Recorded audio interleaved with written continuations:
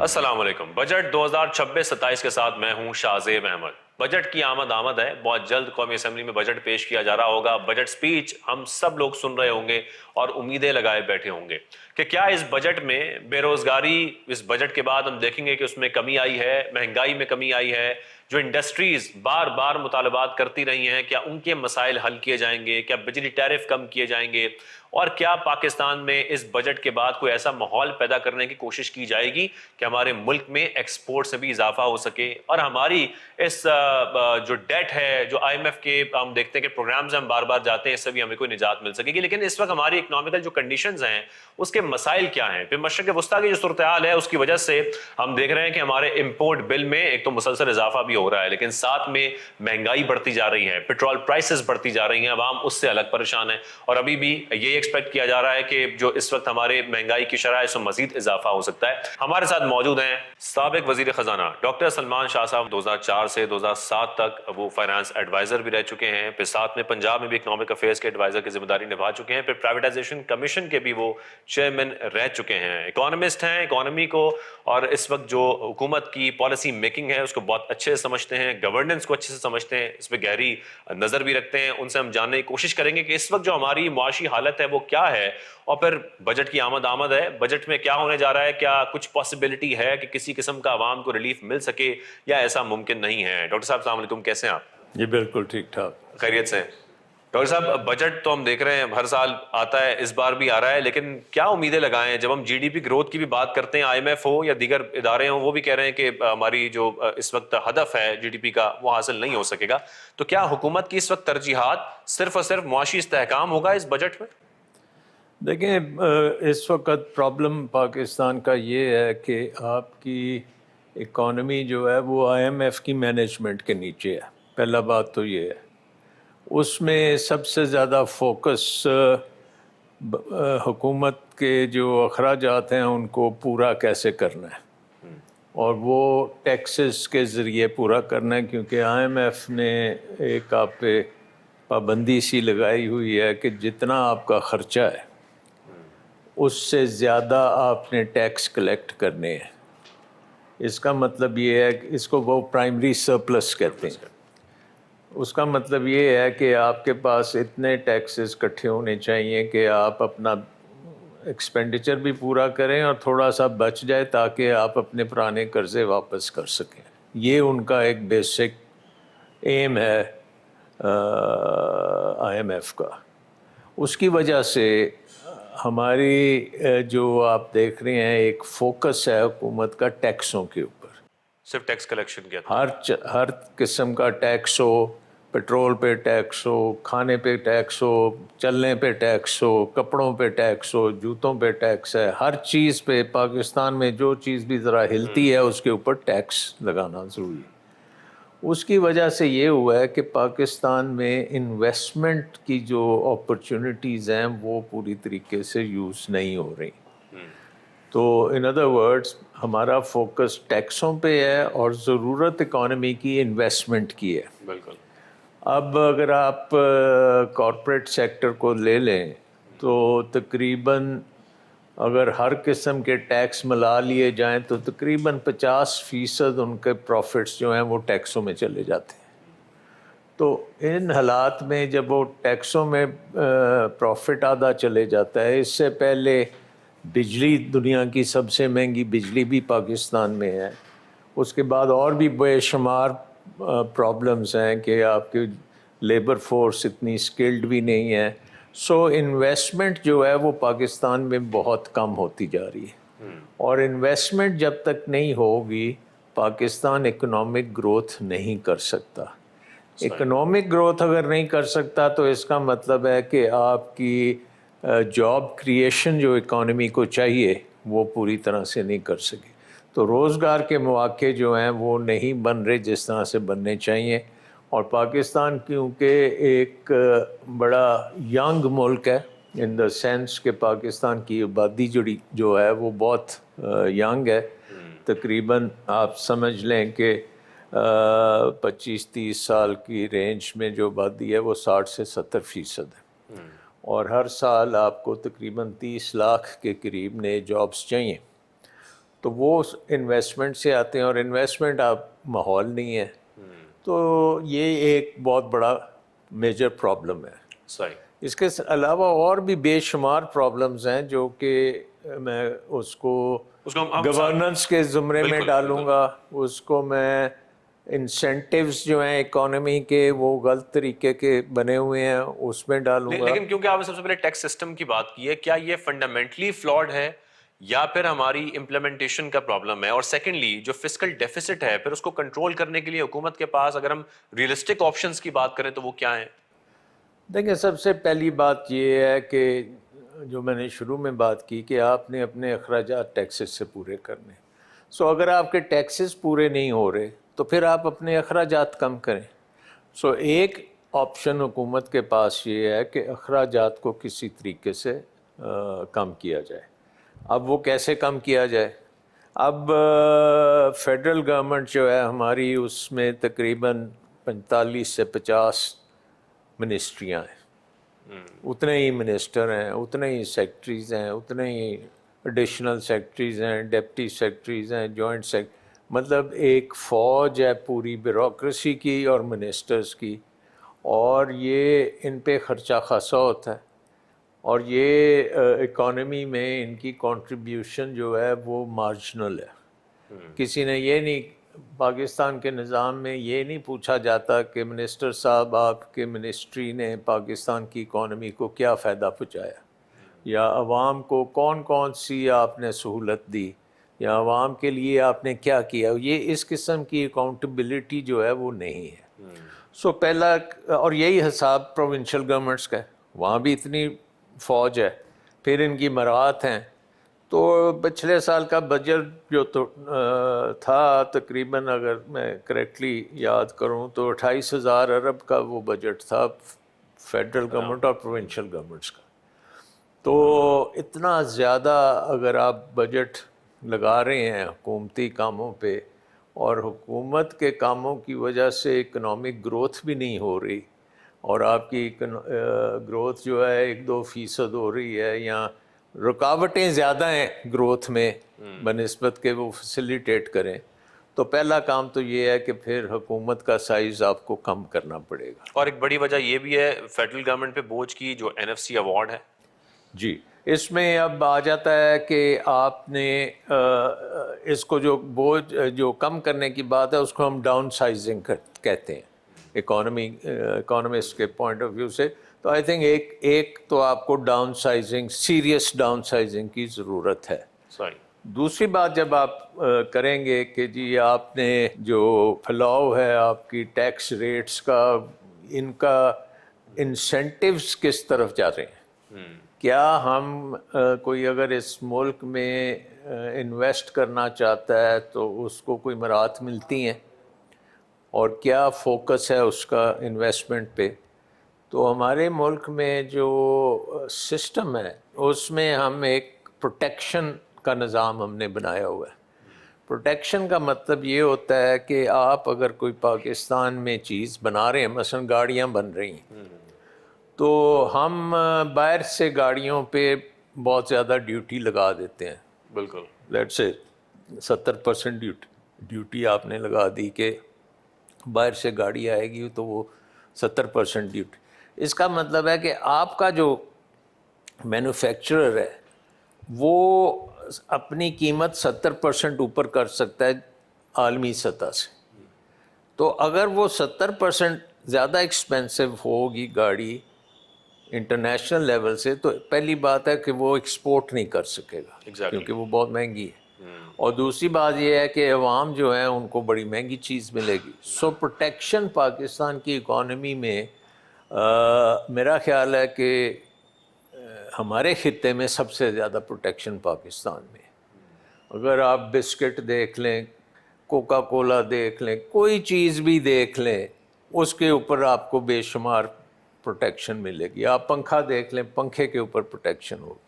سو اس کا مطلب یہ ہے کہ آپ کی انڈسٹری جو ہے وہ صرف پاکستان کی مارکیٹ کے مطابق چل سکتی ہے، وہ انٹرنیشنل مارکیٹ میں نہیں جا سکتی، یا ریجنلی کمپیٹ ہی نہیں کر سکتی۔ ریجنلی کمپیٹ ہی نہیں کر سکتی۔ اس لیے ہماری جو کمپیٹیٹیونیس ہے وہ اتنی لو ہے کہ ہم کمپیٹ نہیں کر سکتے. دوسری بات پھر آ جاتی ہے کہ ہماری بجلی بہت مہنگی ہے, سب سے مہنگی بجلی خطے میں ہمارے پاس ہے. اس کے بعد پھر ٹیکسز کی تو ہم پہلی بات کر چکے, بہت زیادہ ٹیکسز ہیں. اچھا کمنگ تو بیک ٹو اس کا مطلب یہ ہے کہ آپ کی جو انڈسٹری ہے اور آپ کی ایگریکلچر بھی ہے, وہ دونوں بیرون ملک کمپیٹیٹیو نہیں ہے. اندرون ملک وہ کر سکتے ہیں, اور اندرون ملک آپ کو پتہ ہے کہ لوگوں نے پچھلے 3 سال میں مہنگائی میں پھنسے رہے, بالکل انفلیشن بہت زیادہ ہوئی, آمدن نہیں بڑھی. اس کا مطلب یہ ہے کہ پاکستان کی اپنی ڈیمانڈ جو ہے وہ بھی اتنی زیادہ نہیں ہے کہ اس میں آپ کہیں کہ جی لوگ انویسٹ کر کے اس سے فائدہ اٹھا سکیں. سو آئی تھنک ایک یہ انویسٹمنٹ کا کرائسس ڈیفینیٹلی ہے. سو ایک ٹیکس کا اوور برڈن ہے, انویسٹمنٹ کا کرائسس ہے, اور پھر آپ نے گورننس کو اس طریقے سے بنانا ہے کہ آپ انویسٹمنٹ کو پروموٹ کریں. تو وہ ہم آگے چل کے بات کر سکتے ہیں اس کے بارے میں کہ کیسے. آپ کے دور میں جب آپ ایڈوائزر بھی رہے ہیں, 2004 کی اگر ہم بات کریں 7 تک بھی, اس وقت جو ہم دیکھتے تھے کہ جو شرح تھی خاص طور پر معاشی ترقی کی, وہ تقریباً 7% تک رہی, اور بہت اچھے ادوار میں اس کا شمار ہوتا ہے. اس وقت کیا ایسا مختلف تھا جو آج نہیں ہے؟ دیکھیں, ایک تو ہم نے بہت زیادہ ڈی ریگولیشن کی تھی, یعنی کہ جو سرکاری ہماری جو پالیسیز تھیں, نمبر 1 ایک ڈی ریگولیشن کی تھی, ایک تھی لبرلائزیشن. لبرلائزیشن کا مطلب ہے آپ نے پروٹیکشن کم کی. اس وقت ریجن میں اگر ہم دیکھیں تو ہم نے سب سے کم پروٹیکشن دی. اور تیسری چیز جو تھی وہ پرائیویٹائزیشن تھی, کہ پرائیویٹائز ہم نے بینکوں کو پرٹیکولرلی کیا, ٹیلی کمیونیکیشنز کو کیا. ٹیلی کام ریولوشن آئی جس نے بہت بوسٹ دیا اکانومی کو. تو وہ جو 7% پلس 4-5 سال آپ نے دیکھا نا, تو وہ اس کا نتیجہ تھا, اور اس میں ریفارمز کا بہت بڑا ہاتھ تھا. اور اس میں انویسٹمنٹ جو تھی میکسیمم جو آئی تھی ہمیں 2006 میں, تقریباً $8.5 ارب ایک سال میں آ گئی تھی فورن انویسٹمنٹ. اور اس کے بعد IMF سے بھی جان چھڑائی گئی. اور IMF پروگرام جو تھا اس کو ہم نے وقت سے پہلے مکمل کر کے اس سے جان بھی چھڑا لی. لیکن ڈاکٹر صاحب انفلیشن ہائی ہو رہی تھی, اور انفلیشن بہت بڑھ گئی تھی 2008 تک, اور ہم دیکھتے کہ 2003 میں اس کی جو شرح تھی وہ بہت کم تھی, لیکن اس کے بعد مسلسل وہ بڑھتی چلی گئی. اس کی کیا وجہ تھی؟ دیکھیں 2007 اور 2000, کیونکہ 2007 میں الیکشنز ہوئے تھے نومبر میں شاید, اور 2008 فیبرری مارچ میں ایک نئی گورنمنٹ آ گئی تھی. اس وقت پیپلز پارٹی کی گورنمنٹ آ گئی تھی, لیکن ایک کولیشن گورنمنٹ تھی جس میں PMLN بھی شامل تھی. تو اس وقت ایک بہت بڑا جو شاک اکانومی کو ملا تھا وہ آئل پرائسز کا تھا, جو آج کل آپ دیکھ رہے ہیں نا, انوائرمنٹ دیکھ رہے ہیں آئل پرائسز کی. تو اس وقت آئل کی جو قیمت تھی وہ $147 فی بیرل پہ گئی تھی, اور ابھی تو 121 پہ آئی ہے نا. اس وقت 147 پہ گئی تھی, اور پاکستان کو ایک دم اس کا بہت بڑا شاک ہوا تھا, اور ہر مہینے تقریباً $1 بلین آپ کے ریزروز کم ہونے شروع ہو گئے تھے. تو 3-4 مہینے میں ریزروز نیچے گرے. اس کے بعد اوپر سے گورنمنٹ بھی چینج ہوئی, پھر اس کے میں ایک گیپ آ گیا. تو وہ ایک بہت بڑا شاک تھا اکانومی کو. بیسکلی جو ہمیں اس وقت ریزروز تھے تقریباً ہمارے پاس 4 مہینے کے ریزروز تھے, اور ہم نے پروگرام بنایا ہوا تھا کہ کچھ فائنینشیل ٹرانزیکشنز تھیں جس میں بانڈز تھے, GDRs تھے. GDRs آپ کو پتہ ہے گلوبل ڈپازیٹری ریسیٹس ہوتی ہیں, یہ ایک قسم کی لسٹنگ انٹرنیشنل مارکیٹس میں کرتے تھے.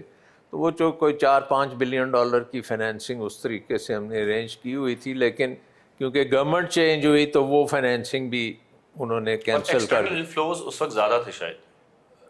جب کرائسس آیا اس وقت ایکسٹرنل فلوز ختم ہو گئے, کیونکہ نئی گورنمنٹ آئی, اس نے وہ سارے فلوز تقریباً روک دیے, اور اس کی وجہ سے ایک آپ کو ریزروز کا ایشو آیا. اور آپ کو یاد ہوگا کہ پھر جون جولائی میں جا کے ایک IMF پروگرام نیا کیا گورنمنٹ نے, اور وہ $12 بلین کا پروگرام تھا. That was the largest programme جو IMF سے کیا تھا, اور اس کی وجہ یہ تھی کہ آئل پرائسز بہت ہائی تھیں, تو IMF نے وہ ایکسٹرا فائنینسنگ دی تھی آئل کو فائنینس کرنے کے لیے. آج ہم دیکھ رہے ہیں کہ اسی قسم کی پرائسز جا رہی ہیں, لیکن IMF کا پروگرام $7 بلین کا ہے.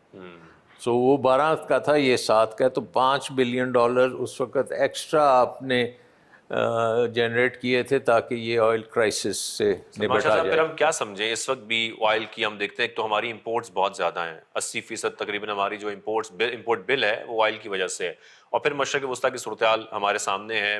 یہ بھی کہا جا رہا ہے ماہرین کی طرف سے تقریباً 1 سال تک یہ معاملہ ایسے ہی چلتا رہے گا, اتنا نارمل جلدی نہیں ہونے والا.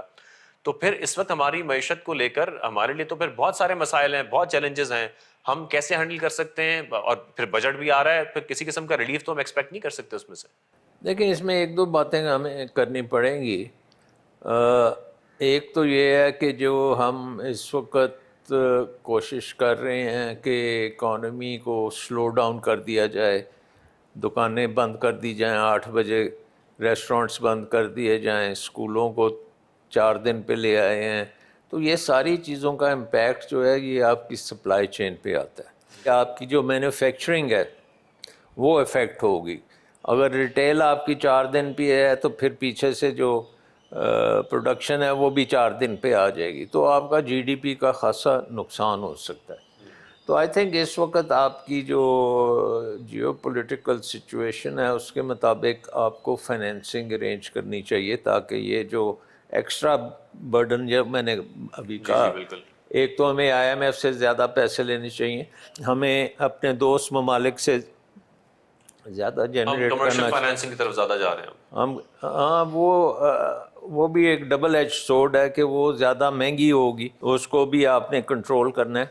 بٹ دوسری سائڈ پہ ایک اپرچونٹی بھی ہے, پرٹیکولرلی ایگریکلچر میں ہم ایک بوسٹ دے سکتے ہیں, کیونکہ ہمیں نظر آ رہا ہے کہ اس جنگ کی وجہ سے فوڈ پرائسز اوپر جائیں گی. تو اگر ہماری پروڈکشن بھی اوپر چلی جاتی ہے تو اس کو ہم نہ صرف اپنی فوڈ پرائسز کو کنٹرول کر سکتے ہیں, ہم ایکسپورٹ بھی کر سکتے ہیں. سو ایک اسپیشل فوکس اگر ہم دیں کہ یہ ویٹ کراپ کو اچھی طرح ہارویسٹ کریں, اس کو سیو کریں, اس کے بعد فائنینسنگ دیں نئی کراپس کے لیے, تو ایگریکلچر کو ہمیں پروڈیوس کو بڑھانے کی بہت اشد ضرورت ہے, اور وہ اس کے اوپر ہمیں پورا فوکس ایک طرح سے کرنا چاہیے. دوسری طرف ہم یہ بھی دیکھ رہے ہیں کہ مڈل ایسٹ میں اب ایران کی بہت زیادہ ضرورت ہے چیزوں کی, اور ہم دیکھ رہے ہیں کہ گوادر جو ہے وہ ایک قسم کا آباد ہونا شروع ہو گیا, بہت سی شپس آ رہی ہیں, اور ہم نے گورنمنٹ نے یہ بھی اناؤنس کیا کہ وہ کھول رہے ہیں رستے ایران کے. تو یہ ایک بہت بڑی اپرچونٹی ہے ہمارے لیے, ان شارٹ رن میں بھی اور لانگ رن میں بھی, کیونکہ اس کو اگر ہم پرماننٹلی یہ بنا لیں کہ گوادر ایک پورٹ ایسا بنے جو پورے مڈل ایسٹ کو بھی سرو کرے, ایران کو بھی سرو کرے, اور اس کی کنیکٹیوٹی پھر اوپر چین تک بھی جائے, روس تک بھی جائے, تو وہ خواب پورا ہو سکتا ہے. کیونکہ اب جو ری ایڈجسٹمنٹ ہونی ہے اس پورے خطے کی, اس میں پاکستان بڑا ایک ہب بن سکتا ہے. بالکل. سو جو ہمیشہ ہم کہتے تھے نا کہ پاکستان ایک لاجسٹکس ہب ہے, West Asia, South Asia, North Asia اور یوریشیا کے ساتھ, وہ خواب اب اگر آپ اس پہ کام کریں تو اگلے 4-5-10 سال میں پاکستان کی ادھر ٹریڈ بہت زیادہ بڑھ سکتی ہے. آپ صحیح فرما رہے ہیں کہ ہم نے TUs میں دیکھا ہے جو ہینڈلنگ ہے گوادر پہ جو 10 ماہ میں ہونی تھی 11 ماہ میں, وہ 1 ماہ کے اندر ہوئی ہے, اور یہ بڑھے گی, یہ اور بڑھے گی, اور اس میں ہمیں اس کو میکسیمم فیسیلیٹیٹ کرنا پڑے گا, اور میکسیمم بینیفٹ بلوچستان کو دیں تاکہ وہاں پہ امن آئے, وہاں پہ خوشحالی آئے, اور پھر یہ رستے سارے کھلیں. تو آئی تھنک کہ فیوچر میں بڑا اچھا آپ کا بن سکتا ہے, پرووائڈیڈ ہم اپنے گھر کو ٹھیک کر لیں. اور گھر کا ٹھیک کرنے کا مطلب ہے اپنی گورننس ٹھیک کریں, اپنی سیاست ٹھیک کریں, اپنی انسٹیٹیوشنس کو ٹھیک کریں. یہ ساری چیزیں جو ہیں ان کو اب ایک ابھرتے ہوئے ملک کے مطابق ہمیں سارا کچھ کرنا چاہیے. ڈاکٹر سلمان شاہ صاحب ہمارے ساتھ موجود ہیں, یہاں پر ایک بریک شامل کرتے ہیں, ہمارے ساتھ رہیے گا. Welcome back. ڈاکٹر صاحب ہمارے ساتھ موجود. ڈاکٹر صاحب انفلیشن ڈبل ڈیجٹ میں آ چکی ہے اور ابھی ریسنٹلی ہم نے دیکھا ہے کہ جو انٹرسٹ ریٹ ہے وہ بھی اب بڑھا دیا گیا ہے, اسٹیٹ بینک کی طرف سے 1% بڑھایا گیا ہے. اس وقت جو حالات ہیں اس میں کس طریقے سے گورنمنٹ انڈسٹریز کو فیسیلیٹیٹ کر سکتی ہے, ٹیرف کم کر سکتی ہے؟ ہم ایک وشیس سائیکل کے اندر ہیں, مسلسل ہم ڈیٹ لیتے ہیں, ہم دیکھتے ہیں کہ قرضہ لیا جاتا ہے, پھر اس کے بعد قرضہ جو پرانے قرضے ہیں اس کے اوپر انٹرسٹ پیمنٹ کر رہے ہوتے ہیں, پھر نیا قرضہ لیا جاتا ہے اس کو کلیئر کرنے کے لیے. اس سائیکل سے نکلنے کے لیے حکومت کے پاس کوئی آپشنز ہیں, کوئی ریئلسٹک آپشنز ہیں؟ دیکھیں آئی تھنک یہ جو بجٹ آئے گا اس میں ہمیں پتہ لگے گا کہ حکومت کتنی سیریس ہے ان مسئلوں پہ. جو میں نے پہلے بات کی کہ ہماری گورنمنٹ جو ہے وہ بہت بڑی ہو چکی ہے اور بہت زیادہ اخراجات ہیں اور 50 منسٹریز ہیں, تو آئی تھنک ڈاؤن سائزنگ اگر آپ نے سیریسلی کی اور یہ اگلے سال کے بجٹ میں ہمیں نظر آیا کہ حکومت نے بہت سا ایکسپینڈیچر جو ہے وہ کٹ کیا ہے, اور دوسرا ڈیولپمنٹ ایکسپینڈیچر ہے وہ بھی ہمارے ملک میں اس کے اوپر بھی کویشچن مارک ہے کہ حکومت جو ڈیولپمنٹ ایکسپینڈیچر کرتی ہے اس کا پاکستان کی اکانومی کو کوئی فائدہ ہوتا ہے یا نہیں ہوتا. ہم نے فیسیلیٹیٹ کرنا ہے پرائیویٹ سیکٹر کو, اور اس کو ایک تو ہے کہ ٹیکس کٹ کریں, اور وہ ٹیکس کٹ انویسٹمنٹ اورینٹیڈ ہونے چاہیے کہ انویسٹمنٹ کو پروموٹ, جو انویسٹمنٹ کرے گا اس کو بڑا اچھا آپ کو ٹیکس کا بینیفٹ دینا پڑے گا. سو ایک تو یہ بہت ضروری بات ہے کہ ہمارے اس بجٹ میں ڈاؤن سائزنگ بھی آ جائے اور یہ انویسٹمنٹ ریلیٹڈ انسینٹیوز بھی آئیں. اور دوسری چیز ہمیں یہ دیکھنی پڑے گی کہ ہمیں پروٹیکشن جو ہے اس کو آہستہ آہستہ ختم کرنا ہے. اگر میں دیکھتا ہوں کہ ہر انڈسٹری ہے کسی میں 40% پروٹیکشن ہے, کوئی 50% پہ بیٹھا ہوا ہے, تو یہ ہمیں کم کرنی چاہیے پروٹیکشن. اور ہماری ریجن میں جتنی پروٹیکشن کا مطلب ہوتا ہے ڈیوٹیز جو آپ نے ہمیں اپنی ریجن میں سب سے کم ہونا چاہیے, اور ہماری جو انڈسٹری ہے اس کو ہمیں فیسیلیٹیٹ کرنا چاہیے کہ وہ زیادہ سے زیادہ ایکسپورٹ اورینٹیڈ ہو, اور وہ مثلا ایران کو ایکسپورٹ کرے, سعودی عربیہ ہے, ایون چائنا کے ساتھ ہمارا فری ٹریڈ ہے. ڈاکٹر صاحب اگر یہ ریئلسٹک ہے تو ایسا ہو کیوں نہیں پا رہا؟ گورنمنٹ چاہتی تو ہوگی کہ وہ ایکسپورٹ لیٹ گروتھ لے کر آئے. نہیں, اتنا آسان اس لیے نہیں ہے کیونکہ جب منسٹرز ہوتے ہیں پولیٹیکلی اپوائنٹڈ, اور گورنمنٹ بنتی ہے کہ منسٹرز اگر کوئی سپورٹ کرے گا تو اس کو منسٹر بنا دیا جاتا ہے, اور منسٹر جو ہے وہ اپنی قابلیت کے لیے نہیں بنتا, ٹیکنیکل ایکسپرٹیز کے لیے نہیں بنتا, وہ اپنی پولیٹیکل اسٹرینتھ کے اوپر بنتا ہے. تو اسی لیے یہ مشکل کام ہے. لیکن اگر اکانومی کے پوائنٹ آف ویو سے دیکھنا ہے تو پھر آپ کو یہ کرنا پڑے گا. لیکن ابھی موجودہ حکومت کو دیکھتے ہوئے, کیونکہ وہ اپنی جماعت سے بھی وزیر خزانہ نہیں لے کر آئے, اور پھر آپ کے دور میں کیونکہ آپ ظاہر ہے اس کا حصہ رہے ہیں جب بھی بجٹ بنتے رہے ہیں, تو آپ اس چیز کو سمجھتے ہیں کہ پھر پولیٹیکلی بھی کتنے چیلنجز ہوتے ہیں.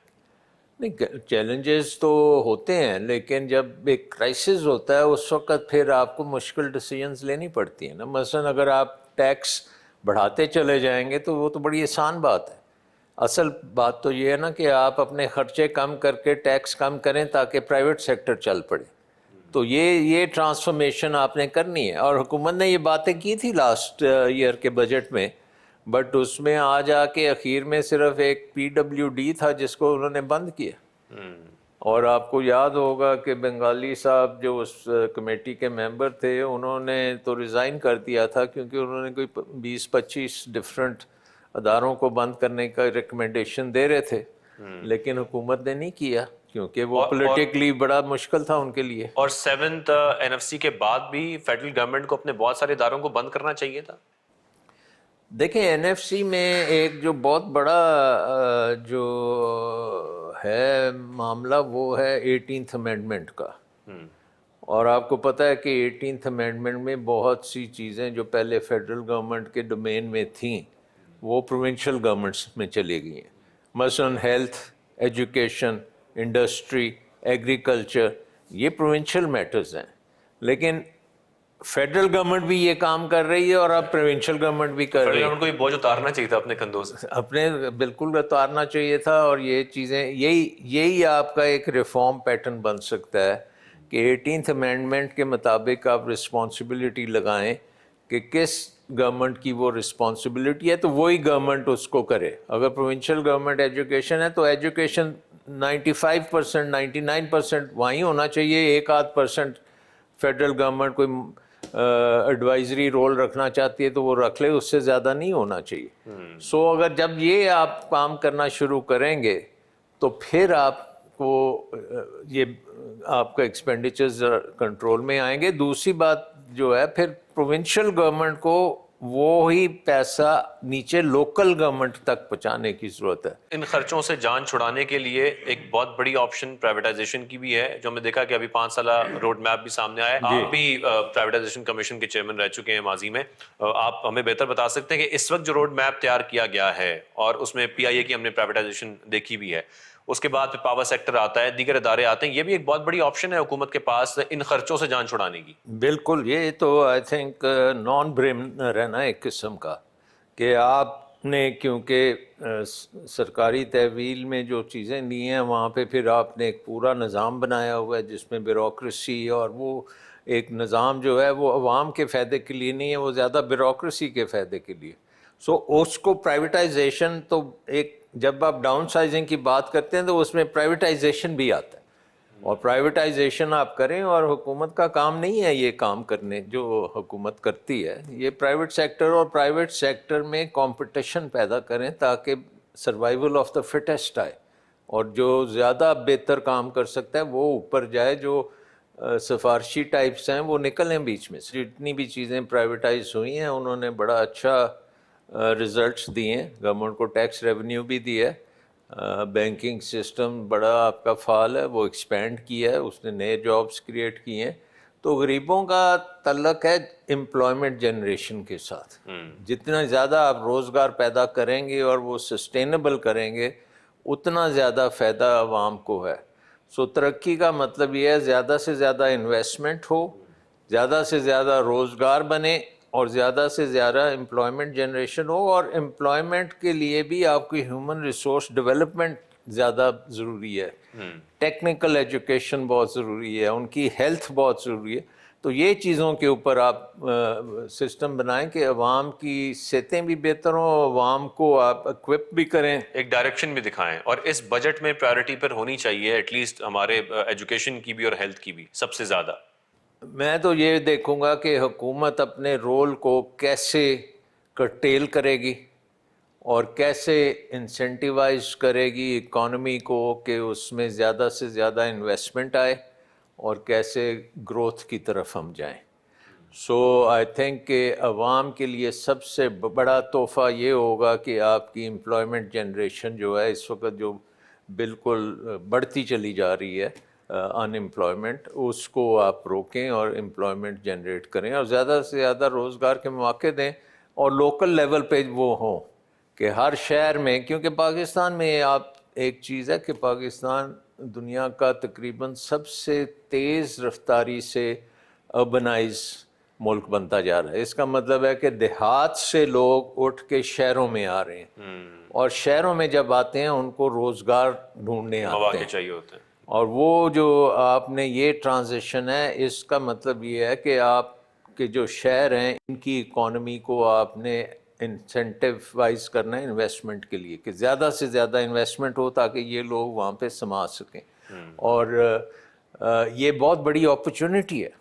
सो आई थिंक कि एक तरफ तो आप देख के घबरा जाते हैं ना कि 30 लाख रोज़गार के मौके चाहिए, दूसरी तरफ आप एक इन्वेस्टमेंट क्लाइमेट बनाएंगे तो उसमें इन्वेस्टमेंट अगर आनी शुरू हो जाएगी, ऑटोमेटिकली रोज़गार पैदा हो रोज़गार भी होगी, एक्सपोर्ट्स भी होंगी, आपका GDP बढ़ेगा, आपके लोग गुर्बत से निजात पाएंगे। सो आई थिंक कि ये चीज़ें आपको अब बजट में देखनी पड़ेंगी। ये बजट में देखनी पड़ेंगी। हमारे साथ डॉक्टर साहब मौजूद हैं, ब्रेक शामिल करते हैं, साथ ही रहिएगा।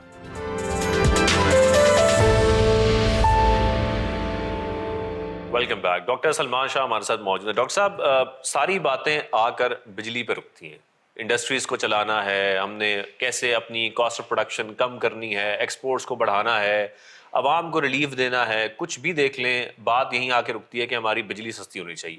وہ بجلی سستی کیسے ہوگی جب ہمیں کیپیسٹی پیمنٹس کرنی ہوں گی, آئی پی پیز کے ساتھ یہ معاہدے ہوں گے, جو سستی بجلی ہماری بن بھی جاتی ہے اس کو ہم ٹرانسمٹ نہیں کر پاتے. مطلب مسائل کا ایک انبار لگا ہوا ہے, اس کا کوئی حل ہے؟ ہر اکانومی کی جو جان ہے نا وہ انرجی ہے, اور خواہ وہ جرمنی ہو, امریکہ ہو, ہندوستان ہو, بنگلہ دیش ہو, پاکستان ہو, جس کے پاس بجلی کی انڈیپینڈنس ہوگی, انرجی انڈیپینڈنس ہوگی, یعنی کہ اس کو امپورٹ نہیں کرنی پڑتی, اور دوسرا ہے کہ وہ سستی ہو, تو وہ کمپیٹیٹیولی اس کو بہت زیادہ جمپ ملتی ہے. اور آپ نے دیکھا ہے کہ یہ آئی پی پی سے پہلے پاکستان کی economy was doing very well, اور اس کی وجہ یہ تھی کہ ہماری انرجی انڈیپینڈنس تھی, کہ ہماری گیس بھی تھی اور ہماری بجلی بھی بڑی سستی تھی کیونکہ وہ ہائیڈرو کی ہوتی تھی. جب ہم نے ڈیسائیڈ کیا کہ ہم نے ڈیم نہیں بنانے, کیونکہ ڈیم کبھی کوئی کہتا تھا ڈیم بنے گا تو پاکستان ٹوٹ جائے گا, یہ ہو جائے گا, وہ ہو جائے گا, تو ڈیم نہ بننے کی وجہ سے ہمیں آئی پی پیز پہ لگایا گیا, اور آئی پی پیز میں بھی پھر ہم نے ماشاءاللہ ایسے کانٹریکٹ کیے جنہوں نے پاکستان کو بینکرپٹ کر دیا, اور ہم کرتے گئے. یہ نہیں ہے کہ ایک وقت میں کیا, over a long period of time ہم نے بڑے غلط کیے, جس کی وجہ سے آج ہماری بجلی دنیا کی سب سے ایکسپینسو بجلی ہے. سلمان صاحب, پھر لاسٹلی ظاہر ہے بجٹ بہت قریب ہے, اور جیسا کہ میں نے پہلے ہی بات کی, ایکسپیکٹیشنز ہماری جب ہم سارے فیکٹرز کو دیکھتے ہیں تو وہ ایکسپیکٹیشن لو ہو جاتی ہیں, جیسے کہ ہم بڑھے ہیں وہ ایکسپیکٹیشن ہم یہ سوچیں کہ اچھا اس میں ہمیں ریلیف ملے گا. اس وقت جو ہم دیکھ رہے ہیں کہ مشرق وسطیٰ کی صورتحال بھی ہمارے سامنے ہیں, جتنے گورنمنٹ کو چیلنجز ہیں, جو اس وقت معاشی ٹیم بجٹ کی تیاری میں کام کر رہی ہے اور بجٹ آنے بھی والا ہے, آپ کیا سمجھتے ہیں وہ بجٹ کیسا ہوگا 2026 اور 27 کا؟ آئی تھنک وہ ڈٹو کاپی ہوگا جو 2024-25 کا بجٹ تھا, اسی کی کاپی ہوگی, کیونکہ کوئی مجھے نظر نہیں آتا کہ ریفارمز کے لیے سیریس ہے, اور یہ ایک بیوروکریٹک سسٹم ہے بجٹ کا, جس میں جو پچھلے سال کا بجٹ ہوتا ہے اسی کی تصویر اگلے سال پیش کر دی جاتی ہے, اس میں تھوڑا بہت بدل کیا جاتا ہے, اور انہی اداروں کو بھی پیسے مل رہے ہوتے ہیں. وہی طریقہ ہوتا ہے, صرف یہ ہوتا ہے کہ اگر پچھلے سال 100 روپے ملے تھے تو اس سال 105 دے دو, 110 دے دو, اس طرح سے وہ بجٹ بنتا ہے. تو مجھے امید نہیں ہے کہ کوئی میجر چینج آئے گا. انفارچونیٹلی یہ بزنس ایز یوزول ہی ہوگا, جس میں آپ بڑے اچھے فورکاسٹ دیں گے اور آپٹمسٹک ہوگا کہ ہمارا ریونیو بہت زیادہ ہوگا اور ہمارے اخراجات بہت کم ہوں گے, بٹ الٹیمیٹلی ہمیں پتہ لگے گا کہ نہیں, اخراجات ہمارے بہت زیادہ ہیں اور ریونیو بہت کم ہے, لہٰذا اور ٹیکسز ڈاؤن دا روڈ لگیں گے اور سپلیمنٹری بجٹ بنانے پڑیں گے. So I think business as usual ہی چلے گا.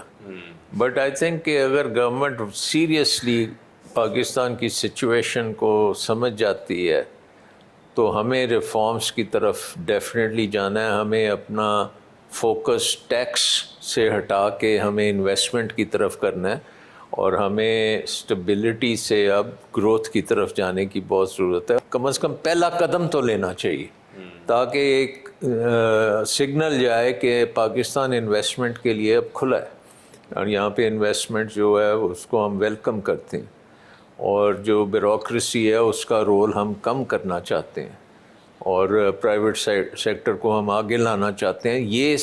یہ ایک میسج بڑا کلیئر کٹ آنا چاہیے, اور میسج صرف کہنے سے نہیں آئے گا, ساتھ اس کے کچھ پالیسی ایکشنز کرنے کی بھی ضرورت ہے. ڈاکٹر صاحب تھینک یو ویری مچ, آپ نے اپنا قیمتی وقت دیا. ڈاکٹر صاحب ہمارے ساتھ موجود تھے, اور جتنی باتیں ہوئی ہیں, جو فیکٹرز ڈسکس کیے گئے ہیں, اگر ہماری معاشی ٹیم کی یہ ترجیحات ہوئیں اور اس طریقے سے ہم ان مسائل کا حل نکال لیں تو ہم گروتھ کی طرف جا سکتے ہیں. ہمیں انوائرمنٹ پیدا کرنا پڑے گا ان مسائل کے حل کے لیے, تاکہ ہمارے عوام کو ریلیف مل سکے. ہمیں اجازت دیجیے, اللہ حافظ.